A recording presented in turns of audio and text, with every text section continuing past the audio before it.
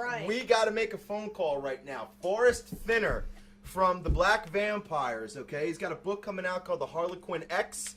He's got he's part of a documentary about. Can we give a little backstory before we make the phone call? Yeah, sure. Let people know. Yeah, Forrest Thinner was supposed to be here tonight, but there was a problem getting him here. So he agreed to call in. We got some pictures to show and shit like that. But what we're going to do is we're going to call him right now, get him on the phone to do an interview. Now, he's the lead singer of a band called the Black Vampires. They came up during the, he came up during the Afro-punk movement with bands like Bad Brains and Fishbone. Bands like Alice in Chains opened for his band. He's played with Saul Rosenberg and a lot of really... with Heaven. Huh? Saul Rosenberg. Saul Rosenberg. Not Saul Rosenberg. What am I? What's the word? word? You said Saul Rosenberg. Saul, the guy that Trent Reznor produced. Yeah. Saul Williams. Saul Williams. Is that right? No, he's one of my friends who played on the band Heaven. Yeah. Okay. Just say Niggy Tardust. You can Niggy Tardust. It's all right. But this guy is prolific as fuck. I mean, he's got a lot of different things. He sounds like and that's I'm very interested to talk to him too because I love both fucking Bad Brains and Fishbone. I actually last year I got to hang out with Fishbone, and HR from Bad Brains was hanging and touring with them, and I got to hang with him too. And we were fucking smoking lots of adult cigarettes backstage and hanging out and talking about and they're unbelievable guys. So I'm actually extremely curious to hear this guy, especially if he came up with all those dudes. He's got to know quite a few things about the punk scene. Very cool guy, very prolific. He's got a lot of things going on. And if I'm not mistaken, Black Vampires is actually more like a jazz group, right? No. Well, no, not really. No, It's... I always I kind of am reminded of real like 80s goth / punk. Yeah, that's like, what I think together. too. That's what I feel from it, and I really like it a lot. Yeah, it's really cool. And this guy's just a really cool guy. He's a really nice guy. What we're gonna do is we're gonna get him on the phone. We're gonna try to get him on the phone right now. Okay. Hopefully this all works. Do we have do we have a speaker that we can blast to? Why don't you take? Yeah, I'm gonna try to put him. Take the speaker out of your computer and plug it into the phone. I'm all on top of it now. Yeah, baby. We have we run a tight ship here at Austin Talk. We got like a little. We got like a little. Ship ever. We got like a little 2-minute introduction. Okay.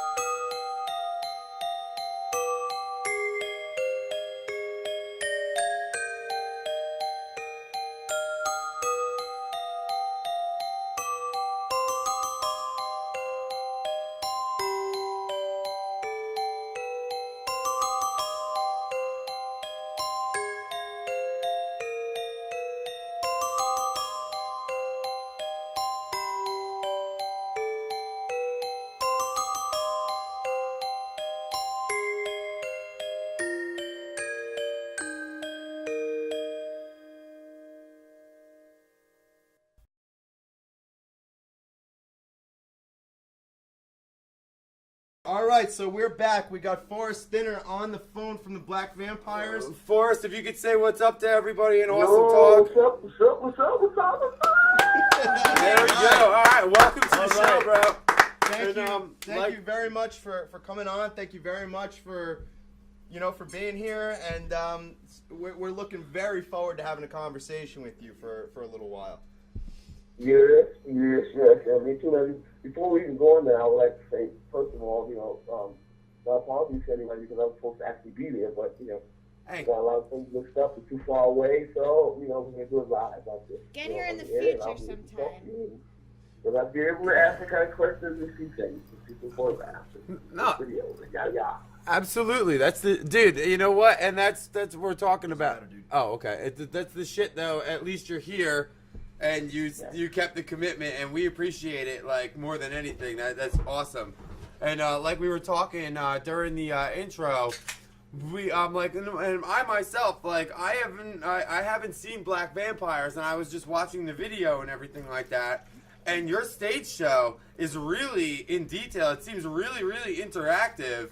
And I mean, like, I love the suits, the makeup, the crowd interaction. It's really, really. I mean, Awesome. I love it. Yeah, it's awesome. It's really cool. Where did you come up with the inspiration to form the Black Vampires, and what is it that you try and put across in your performance? Well, first of all, it's called Black Vampires. There's no the. There's no the. That's out, Okay. right? It's Black Vampires. Oh, okay. I'm sorry. But basically, what we tried to do is we was, with the idea to just like it has to be some kind of thing like where it's entertaining. You know what I'm trying to say?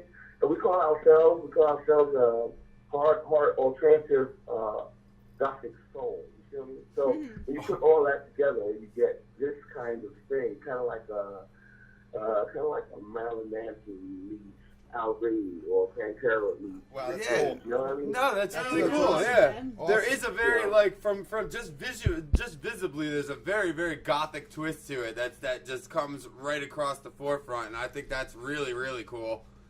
Right, because it's supposed to be that. I mean, sometimes you know you're gonna have like maybe some kind of like samples in the background of goth. Maybe you'll have some, some exorcism among some cops in hell, and you'll have other things going on at the same time. So that gives the actual song or the music a little the goth feeling. The way we look, where we appear is kind of like I did that on purpose, kind of like what Kiss has. You know what I mean? Maybe everybody dresses a certain way. They hold a certain image, trying to say, so they have a certain thing. Maybe like what Slipknot does, or whatever, you know what I mean? Sure. Oh, absolutely. Maybe when you have like some action figures made after you or something like that, everybody have their own action figure. You know what I mean? Yeah, a structure. Yeah, a structure to the idea. That's very Absolutely. cool. Hey, Absolutely. we just interviewed someone that sculpts figures, so hey, maybe that'll happen. Oh yeah. If you need the hookup, we know a guy. We know a guy. Yeah, we know a guy in California. Exactly what we need. Make a connection. Yeah, we we know- making connections. We know- Uh oh, I don't even know who that is. We know a guy named Brian Dooley. Brian Dooley, who's actually in California right now working on some creep show characters. And one of the things Nice. he's trying to do is he's trying to make Gwar, like Gwar Nice. characters. Yeah. So that's somebody we ought to hook you up Yeah, like with. gore, gore. You feel what I'm saying? Yeah, kind of like that. Perfect. Yeah, I'm gonna tell you something. See, in the world of music, right? You got like a lot of white bands like that. Like that. Sure. You got let's say you got like Slipknot, like Marilyn Manson, like Gore, like Yeah. Alice Cooper. You got a lot of that. But in black bands, you don't have that at all. Zero. All you had was probably like P-Funk. Like I was just about to say that P-Funk. Yeah, all right, that's the lone representative. Yeah. You don't have that. So that's what I'm saying. That is kind of like hard alternative, but it has a lot of twist to it like that. Like in my mind, I imagine somebody like Chris Angel looking at it and saying, "Oh wow, man, I did this shit." You know what I mean? Let's see, Chris, Right. help us levitate, help us burn across, help us levitate. All these kind of things. When you get magic involved into the show, it starts to, we can go a lot of places with that. If we got the guys from, for instance, Twilight, Father Patterson, do a video with us, it'll be huge. It'll be huge. Or Blade, like he's the Black Vampire, or Christopher Lee, or we can go so many different directions with it. Right? Yeah. So, right. Or you We can have just one of those kind of characters, and it's a wrap. Dude, we have a fucking magician sitting right here, right now.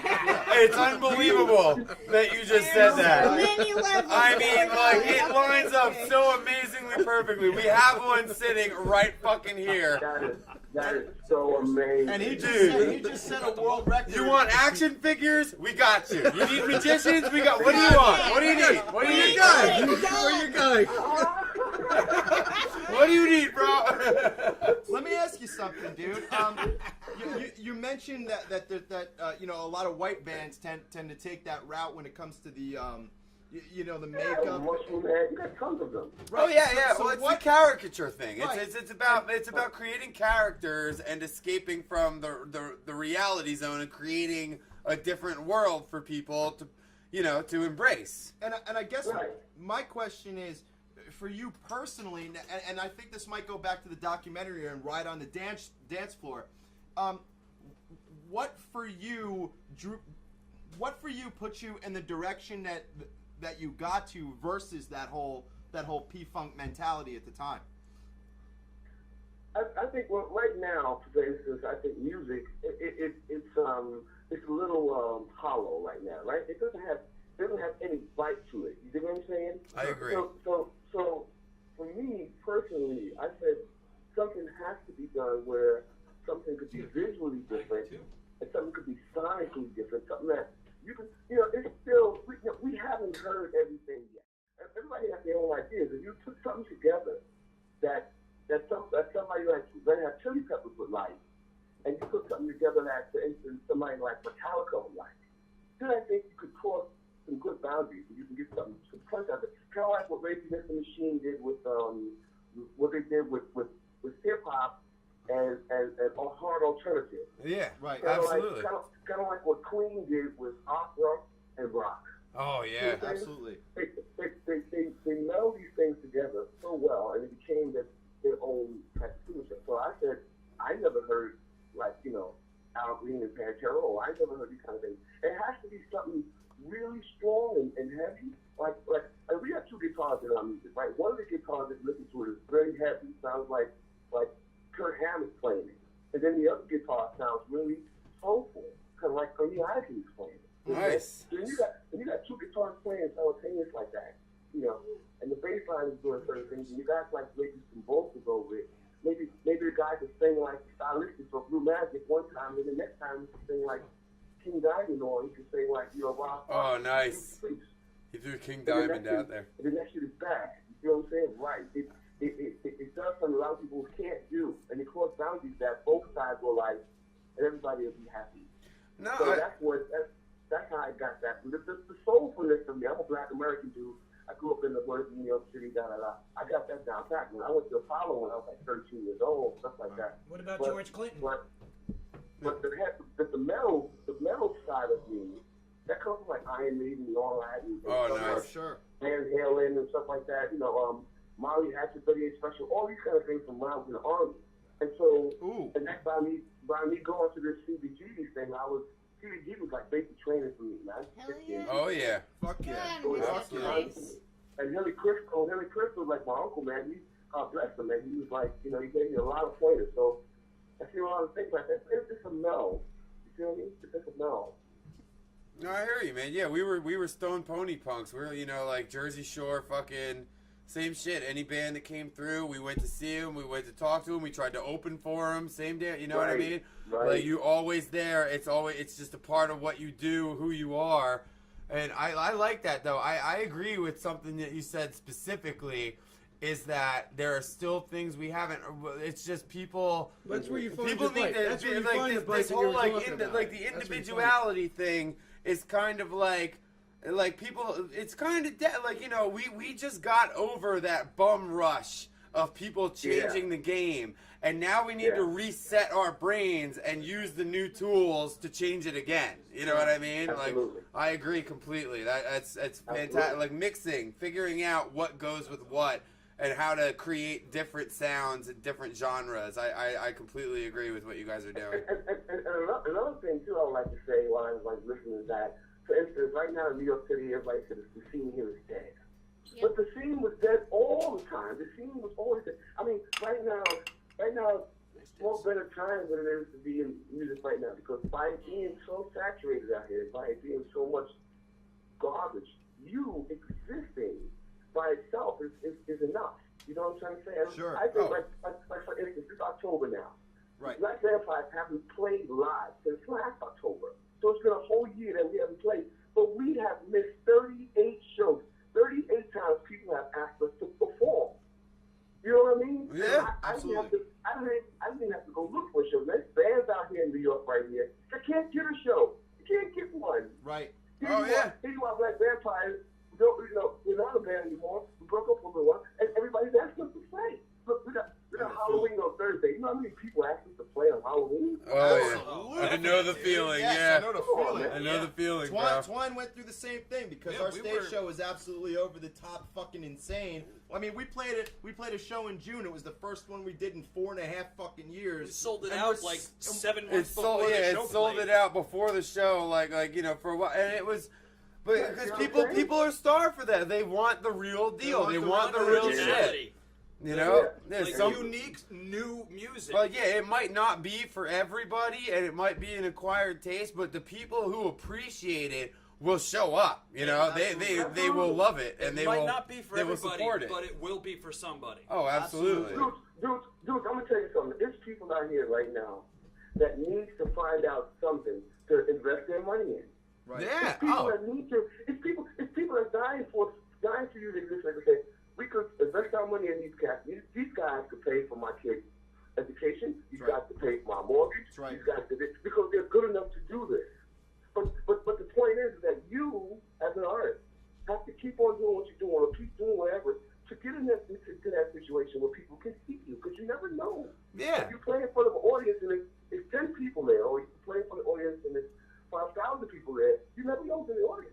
Yeah. That's correct. Yeah. You gotta be. It's only going to be one person that's going to change your life. It's not going to be a lot of people. Just one man that believes in your vision. That's it. It's a wrap. No, and that's what you said. Believes in your vision. That's the thing. That's Right, where that's we. huge. That's why we kind of despise the whole where people I mean it's like it's one thing to want it to be successful because it's what you love and what you do and it's your vision, and then there are the people who will literally bend over backwards and do whatever it takes just to get somebody's attention, but it never really works out, does it? You know what I There's- mean? There's Like a difference No, between the it people. doesn't because it's corny, it's fabricated. yeah, it's phony. Exactly. And dude, Fabricated. phony You is can, phony. you can even feel that. And you can feel, Oh, you can absolutely. watch it.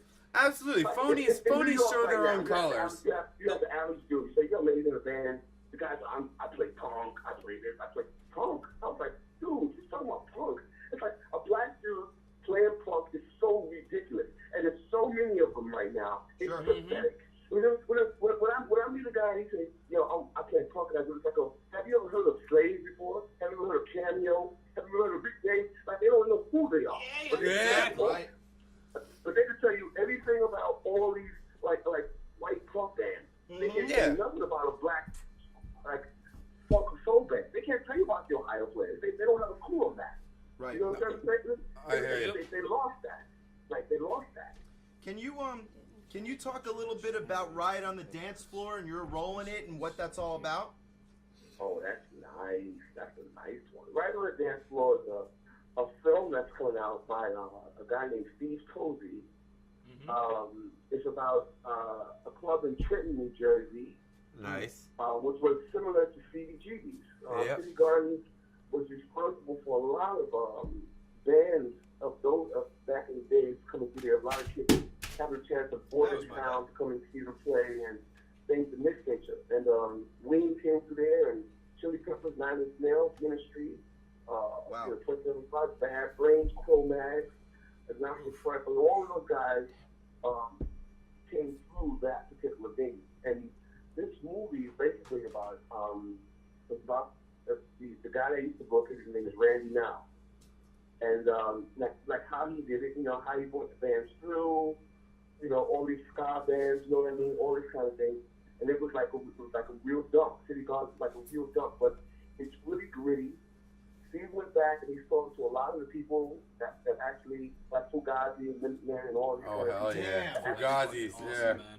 The smoking, dude, Gore, everybody's in this thing. Wow. He probably got, I think Steve probably had about 15 to 19 different well-known acts. Henry Rollins, Black Flag, all of them coming through there. And 24/7 Spies, the band I was there, we also came through there. So he asked me, he said, look, dude, he said, I would like for you to do a little interview with this thing, you know what I'm trying to say, and talk about it, whatever, on air and on film. And I told him that I would, but I said, you have to put what I do now in it, because everything that you got coming through there is from the past, which is Right. good, but what I'm doing now, I agree. if you put me on there now, just give me a photograph, just give me a pic, Right. and I'll be fine. And he said, I'll do something better than that. So what? He said, I'll go down and actually film your guys' life. He came, he filmed the Black Vampire show. So Nice. we're actually in this film with all of these big ass stars. And when people look at it, you know, people want to know 98% of the people in this movie. But when they see us, they're going to be like, who the hell is that? Right? You know what I mean? Hell yeah. So it's gonna, That's going to be the curveball. it's a good promotion for us. Hell yeah. And what happened in this film also is that the film right now is being edited. It's probably about 98% finished right now because he said it was too long and he had to shorten it down. But the point about this film that's really good is that when he first came out, he had a Kickstarter campaign and he wanted like $50,000. He had 45 days, $50,000. He got $61,000 in 3 days. Oh, Whoa. oh, In 3 fucking That's days. dude, that's fucking epic. Golf clap, golf clap. That's that's unbelievable. Uh, Well, I mean, I don't know if you In have the 3 days. I don't know if you have the inside track on it, but you got to let us know when it went from regional to national, now it's international release. Wow. Nice. You see? Oh shit! So I no, can't they wait don't for the need movie our to come help, out man. because right now you and I can be talking and we could be getting played in France or somewhere. Very few people can watch this thing. Because Yeah. Nice. you're going to come see a movie like this with all those kind of people in it. Hell yeah. dude. Absolutely, Definitely, absolutely, yeah. You got to let us know when there's like a final. We will plug the fucking death out of it every and we'll probably every way, fucking every show which up. way we can, You man. are invited to come on Yeah. whenever you are Dude. available and Absolutely. hang out with us Yeah. live. I'm going to tell you something right now. It's going to be way better than the CDG's film. Way better than that movie. Watch. It'll be way better than that. Yeah. Looking forward to it, man. Who else do we see in that movie? If you can just say again, like who else do you appear with? Wow. You got Dag Nasty. You got Google Dolls. Oh, Yeah, dude. 9 Inch Nails. Fugazi. Minute Man. fucking forget Sickle that doesn't. Dog, Red Man, hell yeah. Bad Ray, Fishbone. Yeah. Oh, yeah. There's all beautiful. the cats in there, man. You know what I mean? All those kind of cats. You know? It's so Everybody from awesome back to in the hear. day. So awesome to hear such a volatile list of individuals in there. Like, there's nobody in there Yeah. that's consistent with Government another issue, one. It's bouncing so souls, fucking all great. of them in there. Oh yeah, yeah. God Just damn. from all different, Yeah, the man. whole fucking spectrum, the whole gamut. It's This, beautiful. this film is packed full of dudes, man. You know what I mean? Nice. Yeah. That's Yeah. excellent. And That's, you got a lot of them token entry, all the youth of today. You know. So we gotta ask the generic stupid question. How did you get into, like, what was your first, and I mean, like, I don't even say whatever's more significant. It can be your first band of merit that you did something with, or fuck it, your first band that you ever did. What got you, like, What set hooked on you? the path? When you were like hooked in? That's it. This is what I want to fucking do. This is my band. I love them. We're fucking awesome, and I'm gonna be in a band forever. Like, when did that first happen for you? This is funny, dude. What got me started, like in the music, this is gonna make you laugh. It's a true story. I'll say it's the Jackson 5. I'll say it was the Jackson 5. nice. Ooh. Because when they first came out, which was years ago, they had That was a couple of they years had ago. a It was like single, 5-10 years and ago. back in those days, you used to be able to buy an album, for instance, and the lyrics was on the back. right. Or you had to put the the record on and keep playing it backwards and keep writing down the lyrics, writing it down until you got what it was said. You know what I mean? And so Michael Jackson was like 2 years older than me. So basically, it was like the thing that it was almost like saying his lines, or not really trying to act like him or sing like him. But the point was, this cat was like my age. You feel me? And he You was were doing inspired by him. something I like to do it. So it was good. And plus, I'm the youngest in my family, the youngest boy, and my brothers and sisters are older than me. So they had all these little dances in the living room and stuff like that, and stuff. And so you know, it became a thing like where, oh, you want to hear my brother sing? Come here, give me $1, and then they're going to say something, and I would say, you know, and then it would get, so it was like that. Nice. You know, so and it came up from that to all these different kind of music. So like R&B and tons of soul. You know, I come from a place. How can I say? That's why I said, like, okay, perfect example. I went to the Apollo, and I tried out the Apollo. Everybody's like, how are you going to go to the Apollo and try out with your outfit looking like that? And I said, just because I look really macabre, like a crazy, ringmaster or whatever, it doesn't mean that I'm only going to be famous. I'm I'm gonna sing a different way. So I went there. I sung a classic R&B song from the Stylistics called "You're Inside the Dream." And Okay. it was like amazing to see a guy dress like this, but he's singing some stylistic songs, so it was totally different. That's fucking Because awesome. that's where I come from. It's easy for me to sing like that. It's easy for me to croon that way. You know, me, Angelo from Fishbone, and Corey Glover from Living Color, all three of us was going to do something together, right? We actually did something together called AFC, Angelo through a Corey. But when we got together, they was amazed that I could sing like that. They was like, "Damn, man, I didn't know you could sing like that." And I was like, "Man, what are you doing?" I'm just yelling and screaming. I get that a lot. Right? I get that a lot, dude. Like, Yeah. I have jam session with jam session with a bunch of friends of mine just on the weekends for no fucking reason. We just hang out and fucking jam out. Oh, shut up. Come on. We're on the fucking internet. Nobody cares. Anyway, and we these dudes are all into like Rush and shit like that. You know what I mean? And I'm a fan. I like Rush, but you know, I'm not the hugest fan. But they'll play some songs that I know, and I just go about it in the weirdest fucking way, but I can still hit all Getty's notes. And these dudes have only ever seen me grab the mic and scream my face off and assault people and go fucking nuts. And then I roll through and start playing, like, living in the limelight, you know what I mean? And they fucking like, I didn't know you could do that. Like, Right. I get that all the time. Anytime I sing anything, like, people are just like, wow, you actually have a voice? Right, it's different. Yeah. You know what I'm saying? The band that I came from, the band Spies, that I came from, that particular band, and we was just a little bit, really aloof with our approach to a lot of things. We just came out there and just played and did what we did. We just was really reckless with it. You know what I'm trying to say? Yeah. Really reckless. A lot of times I used to come into places, for instance, and I used to look all around to see the sprinkler system, for instance, to see if I can hang off of it. Oh, hell yeah. Oh, dude, that's the go-to. Fuck yeah. Or to see what I can do and what I couldn't do before the show happened, because a lot of times when the show would happen and things would, maybe I would run into a wall thinking that it could hold me, and I would might do it as with a plaster, more so than I thought it was concrete, but it wasn't. You know, things like that. Nice. So a lot of times I got hurt. There's some things I thought was plaster, it was concrete.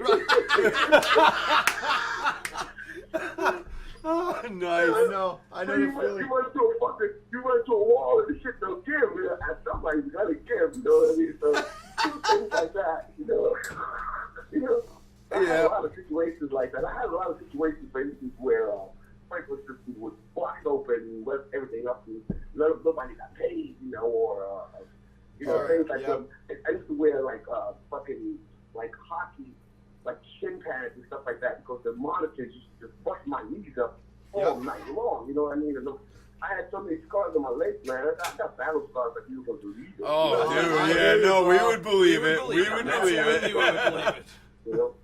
Can you Mad battle scars. can you talk about your book, Harlequin X? Oh, Harlequin, beautiful. That book, it took me 4 years to put that together. I definitely got a shout out to CJ and Hector, because those two guys, Hector Valley and CJ, both of those guys can put the book together because those guys are authors. They got their own, material. They got their own books and stuff like that. And basically, a long story short about that book, the Harlequin, the character of the Harlequin is my character. On stage, I'm a Harlequin. That's what I call myself. That's why I wear these shoes. But I'm not the monster. Right. I'm more like the performer. But the Harlequin in the book, the monster, is from a time when Moses took the people from Egypt into Israel, and they brought something over with them. They brought an evil spirit with them that was put inside of the bones of Joseph, because they took Joseph's body from Egypt into Israel. And this is the reason why, let's say, for instance, Jews have been having a lot of bad times throughout history or whatever, because this thing has came with them. And this thing is kind of like, it's kind of like Jewish, because simple fact is, I spent maybe 3 years in their community, and I know a lot of rabbis, and I know a lot of their ways, and I know a lot of stuff. So the culture of the book is a little bit Hasidic Jew, because of the character. This character comes from that time period. Really? But Okay. it's also, but it's also it's like the Lubavitcher sector. I know them extremely well, but it's also like a little bit. You got a Muslim guy, cleric, helping the rabbi. So you got a rabbi and a Muslim cleric helping trying to figure out this thing that's happened in the Jewish community of why these girls are disappearing. It's bad, man. You feel me? And I'm making 5 books, like the 5 books of Moses. The Old Testament is only 5 books. So it's only going to be 5 books of the Holocaust. It's going to be 4 more, and that's it. I'm not going to make any more. Okay. That's really really detailed. That's excellent, actually. Yeah. It's so bad, dude. It's not even that I wrote it. I must have read the book probably about 8 times. You know what I'm trying to say? But it's really original. And when I'm going to come over there tonight, I'm going to bring all your guys a copy. I'm going to make sure that. Well, you can still, we do this show every 2 weeks. You can come over next time and give us all whenever you want, man. Anytime I will. you want. I will. Open invitation We to have you. we have a special Awesome Talk beer mug sitting here waiting for you to drink I out don't know of. if you guys can get it. Put it up next to the It camera. was Put it next to the specially camera. made just for Our, this. David, our sponsor and us got together and we created a Awesome Talk Black Vampires beer mug that we've got to get to you. It is special made for you, Forrest. No. It's a one of a kind. You gotta come and Yeah, you have to come get it, Forrest. Dude. You come here, you pop its We're cherry, showing you it pound on a the few back camera with right us. now. And this it's- will be on YouTube tomorrow or the day after. Hopefully tomorrow. But, Oh, nice. I got it. yeah, you gotta Listen, come through, dude. We absolutely need you to come through. What if there's anything you want to plug, any place you want people to go to, now's the time to say it. Where do you want people to go to find your shit and to look some stuff up? Well, I'll say this real fast. To find anything I'm saying, anybody that's listening to me, please go to blkVampires.net. That's blkVampires.net, and that will lead you to a lot of the things that we'll discuss on this program tonight. But one more thing I would like to say is that for the first time, the actual, we got like a write-up coming out in a paper in New York called the Metro. Okay. It's the first write-up on the book. It's the first write-up on the book. It's beautiful. You know what I'm trying to say? And it's coming out tomorrow, actually, because it's coming out before Halloween. Oh, excellent. And we have a dude that just wrote a book on Nirvana, right? He wrote a book on Nirvana, and he got in touch with me, and he put me in the actual next book that he's writing more about it. Because Nirvana opened up for 24/7 back in the day twice. In Boise, Idaho, and in Kansas City, and in Lawrence, Kansas. And so we're in that book, and we are also in the book of Primus. Primus got a novel coming out, Boxy coming out. Yeah. And we were the first band that brought Primus out. We were the first band that Primus opened for. Wow, fantastic, dude. That's Primus was excellent. coming on our tour bus and stuff like that. You know what I'm trying to say? So those things is very important. People to know. That's fantastic, Absolutely, dude. That's fucking Forrest. awesome. If before you go and everything, I love, especially, I mean, it sounds cliche and everything, but, I love Bad Brains and Fishbone, and I actually, over last spring, I think I went with my friends, we kind of got, backstage and shit. We know everybody at the Pony, and Fishbone played at the Pony, and HR from Bad Brains was there, and we were all hanging out and everything, and they are unbelievably cool motherfuckers, and they're so approachable, they're so level, and you obviously seem the same. What was it like coming up at the same point in time, and was it all love? Was it was everybody just in it to fuck it? Because they're the same way as they ever were, you know what I mean? I talked to those guys, and they're just they have the ethos, you know what I mean? The do it yourself. Fuck it, you don't need anybody's help. We're gonna fucking, as long as somebody's gonna fucking show up, we're gonna play. And I mean, what was it like coming up in that? Because I mean, we were a little younger. We were there watching you guys when you were doing that shit. I have to ask, what was it like being a part of that and coming up in that whole fucking genre and that that area of time, as it were? Well, it was I tell you, man, it was very exciting. You feel me? Yeah. It was very exciting and it was very genuine. Like right now, for instance, I'm doing that right now with blkVampires, right? We're coming up, right? Mm-hmm. But a lot of people now, they want things to happen instantly.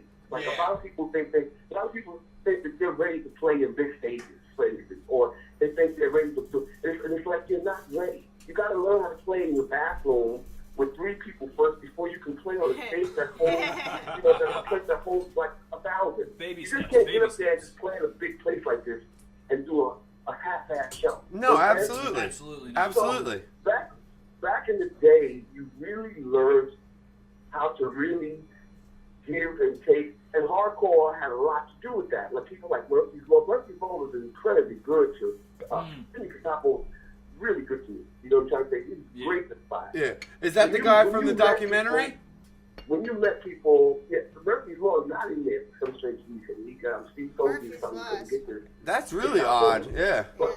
But I knew those guys when Chuck was in the band. I knew Warzone before Razy got killed. You know, Razy died. I knew. Yeah. Before, I mean, it comes from that time period. And that time period, when you met a person, like when I first met Angelo from Fishbone, perfect example. When I first met Fishbone, period, like 1986. Oh, yeah. You know, the first time I met them. And their manager wound up being our manager, but he was also the manager of the Bus Boys before him. And so it was the community was better. The community of that time period, like Chili Peppers, man, Chili Peppers.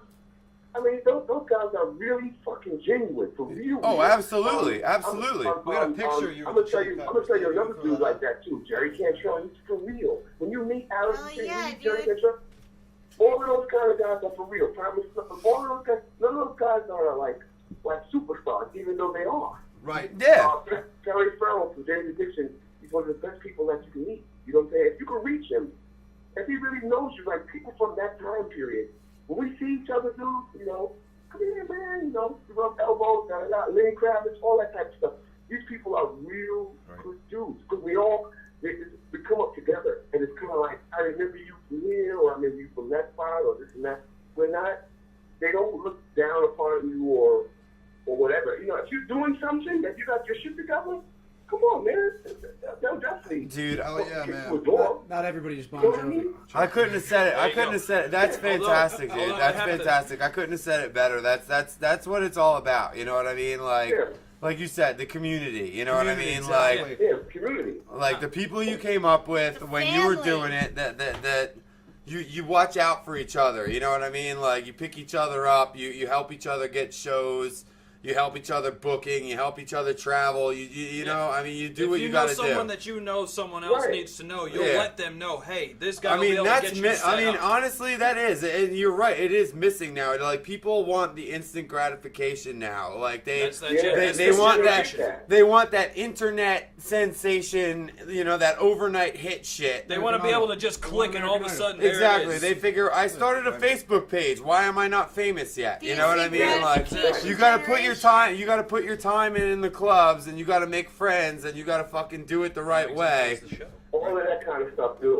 I'm gonna tell you, man.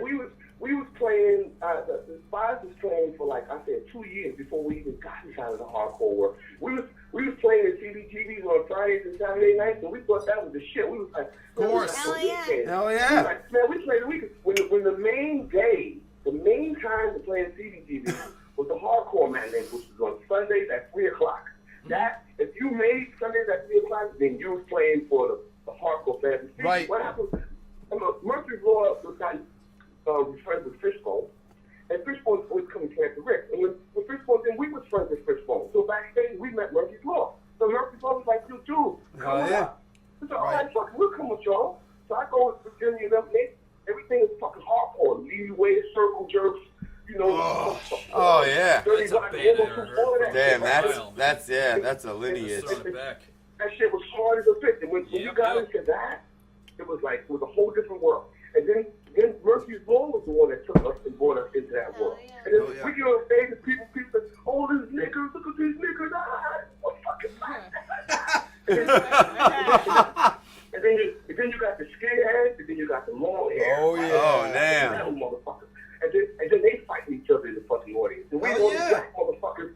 We the only black motherfuckers in there. And then next thing you know, we got down with Bad Brains, and we was like, who the fuck is that? And it's like, these are black dudes.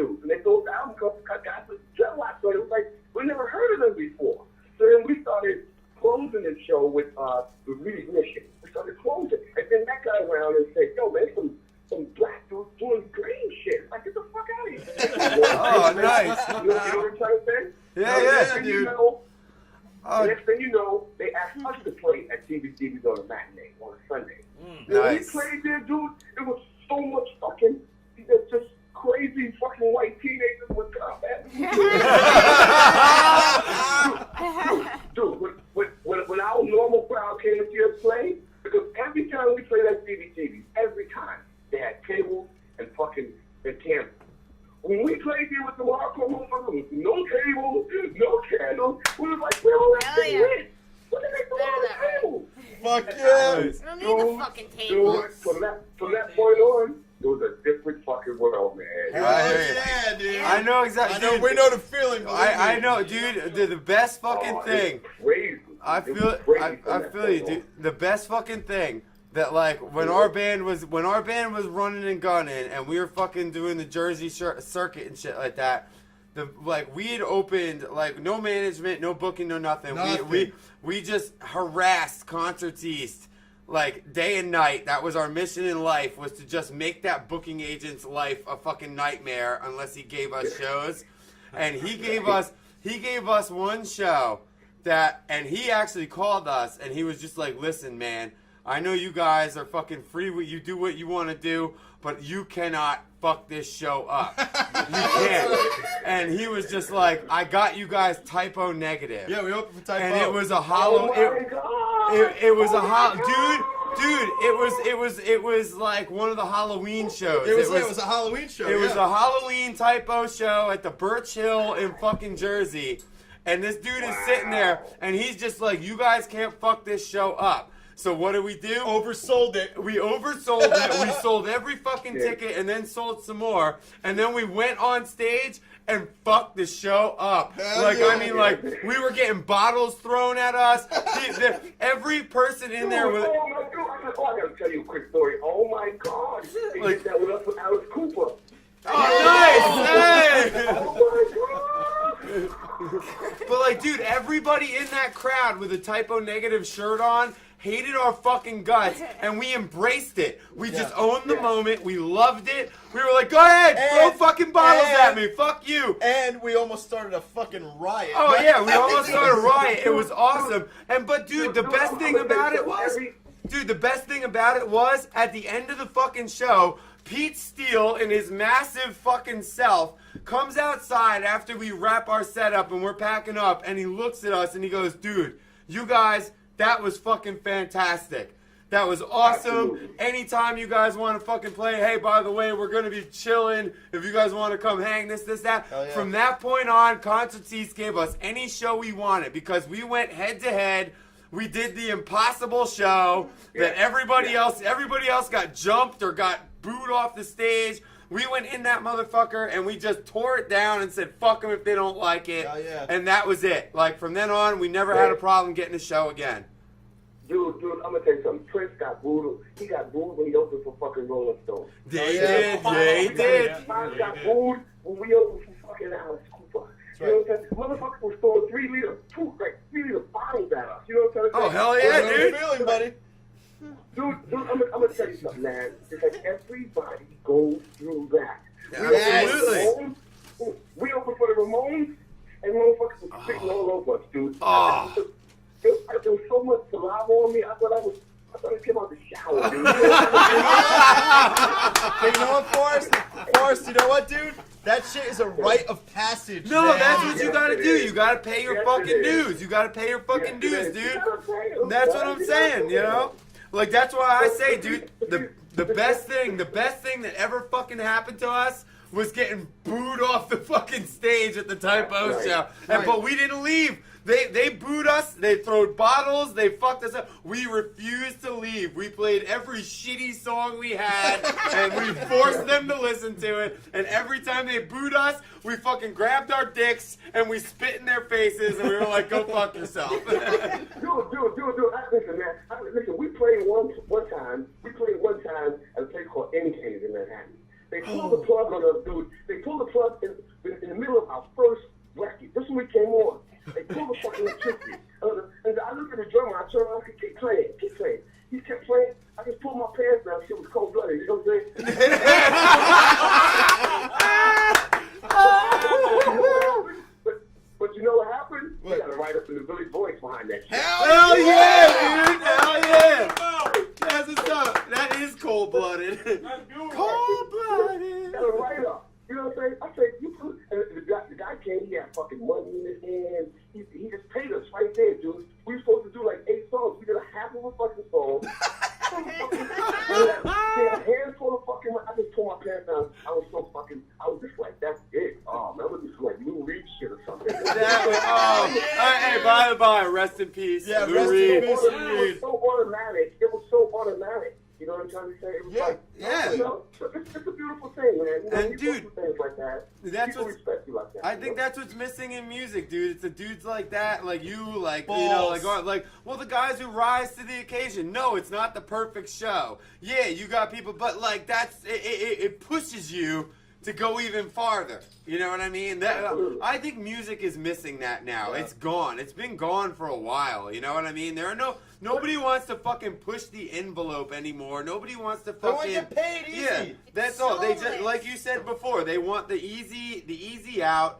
If they're not rock stars overnight, then it's not worth doing. Like, It's the auto-tune nation. yeah. Instant watch gratification this too. generation. This is something I want to say to the audience. I want the audience. Oh, please speak up. Absolutely. Please, go ahead. Turn it up. I believe, for instance, that every time has its every era. You know what I'm trying to say? Like before, you used to have people like Elvis Presley and Jerry Lee Lewis and all of them. Then the Beatles came over and took them away. Then after that, you had some other people come. Then those people, everybody got like a 10 to 15 year period. You understand? So right now, at one time, we used to listen to a lot of like music like Rick Springfield and all of that. You know what I'm trying to shit, say? yeah. Now, if somebody comes down now and do some Rick Springfield shit, you'd be like, so played out. And then, you know, and then we had a time when Warwick and White Snake was here. And all these kind of bands and all, you know, and now with the big frizzy hair and all that. Now, if you do that, now you gay as hell. You know what I mean? so that's out. Then you come with the grunge comes in. Right. Oh yeah. And the Nirvanas. And the hip hop comes in, and now that's gone. So I look at it like you have to not really have to ride the wave of whatever's going on. Like Metallica, for example, they used to be one way. They reinvented themselves, kind of like what Madonna does all the time, or whatever. Or David Bowie does that. And it's good to reinvent yourself, or you know, you just because you're not the same. Everything is different, and you don't have to change the time. You can be yourself like Morrissey. You feel me? Mm-hmm. Morrissey Yeah. is an example of that. Hell yeah. Oh, yeah. Morrissey will what be I'm Morrissey, saying end to of everybody out times. there right now is To the end of times. you don't have to. Probably. You know, we don't have to see the Sex Pistols again. You don't have to be the Sex Pistols. You're not that. You are whoever you are right now in 2013. Absolutely. You don't have to try to be the fucking Sex Pistols to walk around and be like, oh, I'm just rock and roll and people don't like us no more. Because you're living in a fucking past. Right. Yeah. Correct. You have Thank to you. do And that's- something Thank you. Right. But Goddamn dude, right. and that's what makes the greatest bands. Like, dude, seriously, that's what the greatest bands are the ones who can maintain your identity and your sound and the thing that made you what you are, but you evolve. You keep moving. Like Dillinger Escape Plan. Oh, absolutely. Dillinger Or like Escape Every Plan. Time I Die, and like lots of fucking great Pink like. Floyd. Pink There's Floyd. tons Yeah, of bands yeah. that Nine have. Snails. Like you can Yeah. listen to an album that they wrote back in the You- 60s, You and you move. listen to an album that they wrote in the You 70s. stay. You maintain who you are, but you move with it. You Listen, keep hey, evolving. Listen, Absolutely. I hate to do this. You know, it's been a great interview. No, you don't. This has been You're a outstanding hurtful for us. person. How dare you? yeah, you're a nasty You motherfucker. asshole. You son of a Damn your eyes. We were having bastard. We got to move on. We got a lot of shit to get to tonight, Forrest. All right, Motherfucker. man, you're gonna Eat a do dick. well, man. Thank Hey, you. Forrest, dude, you gotta come through. You gotta come through the show. Thank you. I will, man. I will. Yeah, you gotta come pick up your mug. I will. That revision, I need to know. Give them my email address and give those guys all my stuff so we can reach out to each other. Absolutely. Absolutely. The Mad Hatter. The Mad Hatter has got your back. Brian Dooley most definitely And has awesome your back. talk. And awesome Yeah. talk, That's dude. your fucking You back. have- Click you like have- that. Wait, this is the last thing I'll say before yo, watch this. I needed a Jack in the Box made of myself. It's done. It's done. Look at that. It is on. It's done. If we can't get Brian Dooley to do it, I'll make it my goddamn self. I'll tell you It'll what be else. made out of Play-Doh and sadness, but it'll still count. With my crippled hands. And I'll tell you what else. Twine is talking about maybe doing shows next spring, and I want to talk to the fucking Black Vampires about making some shit happen in New Goddamn Jersey, right. New York, dude. That shit's Dude, gotta happen. Dude, I guarantee you, you're not going to see my face. Oh yeah. That's gonna happen. I can't wait, dude. Forrest, Thank you so ladies much. and gentlemen from the Awesome you, Talk man. blogs and chat rooms, Forrest, motherfucking please Thinner! thank Forrest motherfucking Thinner for being on the show. Forrest, thank you so much, dude. Thank you so much. Thank you, Forrest. We're gonna talk to you soon, bro. Later, man. Thank you so much. All right, peace. Noodles! Oh my god, That was dude, it enlightening. doesn't get any better than that.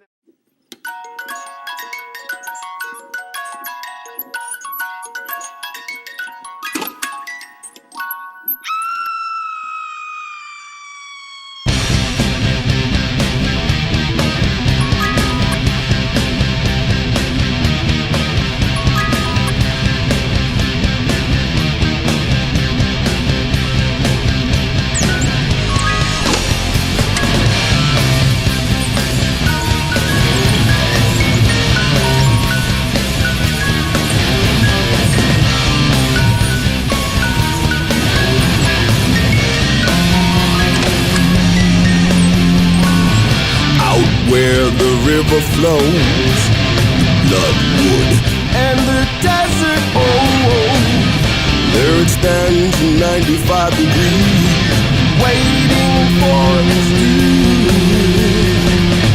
And in the anger eyes, the sun, and the desert skies, that's where you find me, waiting for it to. What would you say? Say what you wanna do, 'cause I'll be there for you in this rain. What would you say? Say what you wanna do, 'cause I'll be there for you inside this rain. Inside this room, inside this room, inside this room, yeah.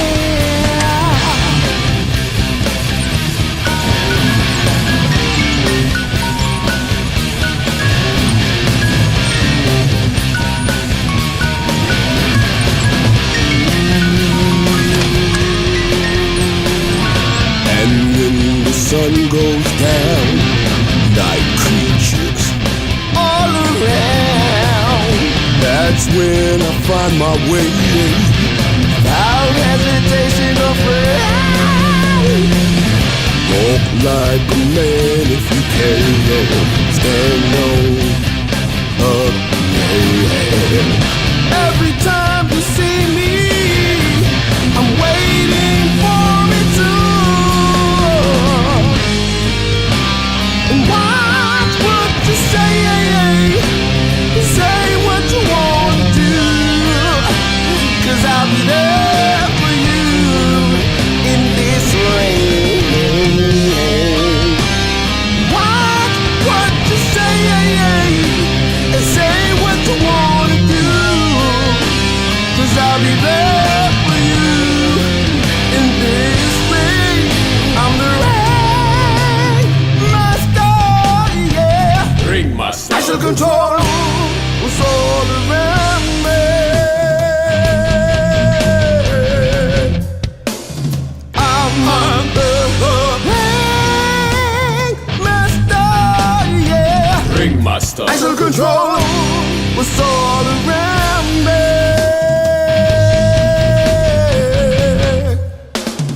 I'm the rain master, yeah. Ring master. I shall control what's all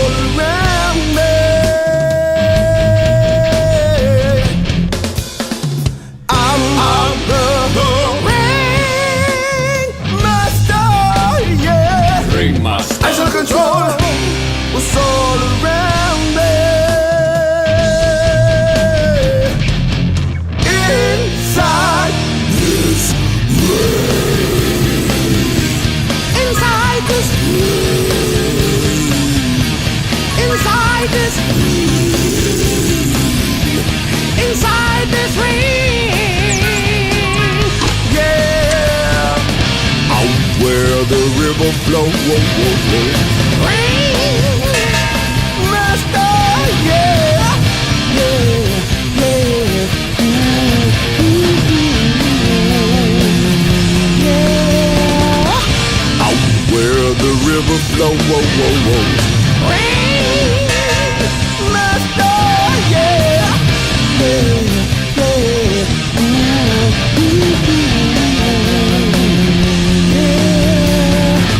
Out where the river flows. Master, yeah, yeah, yeah.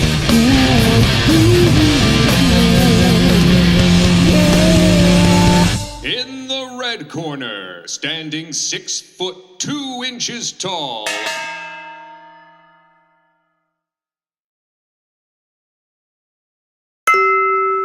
Welcome back, yeah. And you tried to find out what life was all about. So you ran away. Welcome back.